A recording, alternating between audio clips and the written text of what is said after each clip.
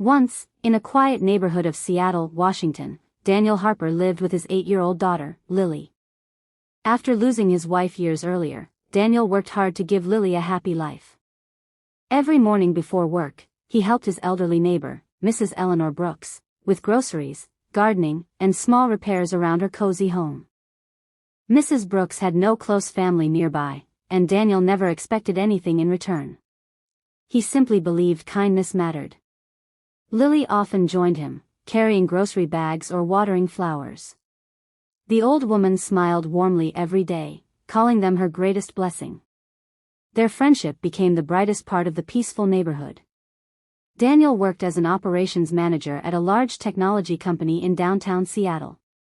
He loved his job and respected everyone around him. His co-workers admired his honesty and dedication. Life was simple, but he felt grateful because he could support Lily while still helping others whenever possible. One Friday afternoon, everything changed unexpectedly. The company's new CEO, Victoria Hayes, announced major budget cuts.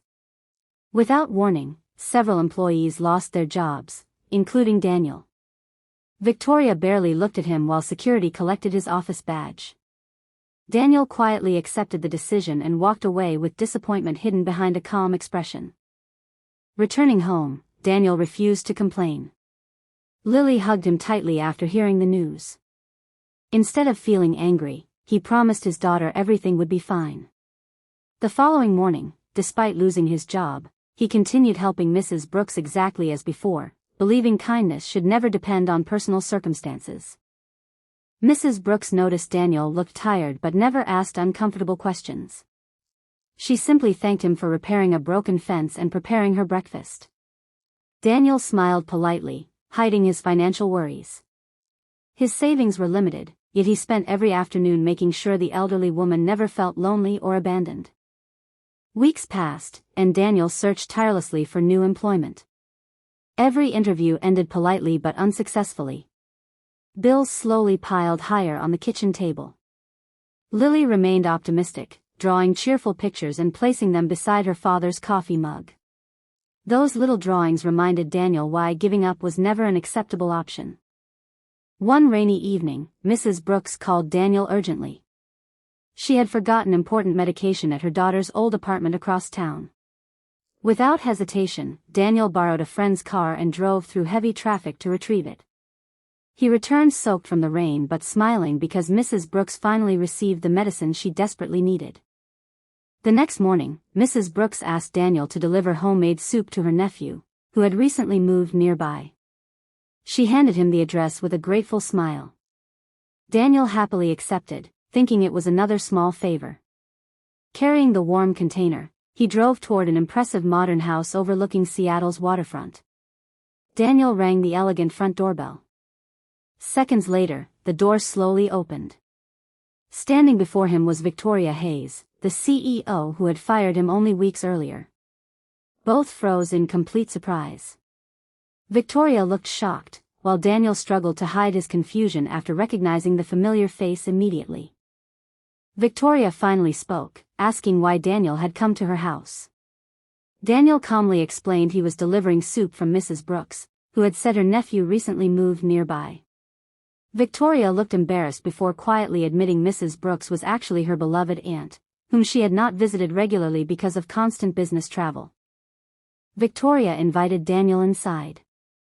The luxurious home contrasted sharply with Daniel's modest life. She thanked him sincerely for caring for her aunt every day. Mrs. Brooks had often spoken about a kind single father who never expected payment. Until now, Victoria never realized that generous neighbor was the same employee she had dismissed. Daniel politely refused coffee, explaining he still needed to return home to Lily. Before leaving, Victoria apologized for how their final meeting at the company happened. She admitted the layoffs had been based only on financial reports prepared by executives, and she never personally reviewed every employee's contributions or character. After Daniel left, Victoria visited her aunt immediately. Mrs. Brooks warmly welcomed her but gently expressed disappointment. She explained how Daniel had continued helping despite losing his job. Hearing every detail made Victoria realize she had judged people using spreadsheets instead of understanding their true value and humanity. The following Monday morning, Daniel received an unexpected phone call from Victoria herself. She requested a meeting at headquarters. Unsure what to expect, Daniel arrived wearing his only business suit. Victoria welcomed him personally, something she had never done before, and invited him into her office. Victoria explained that after reviewing Daniel's employment history, she discovered he had consistently improved efficiency, mentored new workers, and volunteered during company charity events. His managers had praised his leadership for years. The layoff decision overlooked those achievements because nobody examined the complete picture behind the financial reports. Instead of merely offering Daniel his previous position, Victoria proposed something far greater. She wanted him to become director of community partnerships, leading employee volunteer programs while overseeing operational improvements. The role included a better salary, flexible hours, and educational benefits that would greatly help Lily's future. Daniel accepted gratefully but requested one condition.